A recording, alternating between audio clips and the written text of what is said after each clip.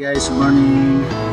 So habang pauwi tayo galing trabaho, no, nadaan tayo dun sa palengke at meron tayo nakitang nagtitinda ng puto at kuntsinta. So matagal na rin tayo hindi nakakain ito, so bumili na rin tayo, isabay natin sa almusal natin. So eto siya, oh. Guys, bumili tayo ng puto at kuntsinta. So ang toppings niyang pinalagay ko, yema. So ayoko kasi ng buko, pero okay din naman ang buko, pero mas gusto ko yung toppings niya, yema, no?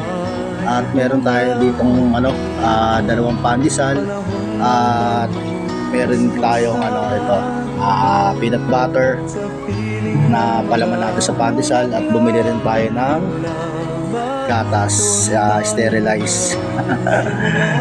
At meron tayong nilagang itlog. Kung mapansin nyo, hindi siya ganong luto kasi sasabayan ko siya ng konting rice, kasi pag sasabayan ko siya ng konting rice, so ayoko nang masyadong luto yung nilagang itlog. Gusto ko medyo malabsa siya, no?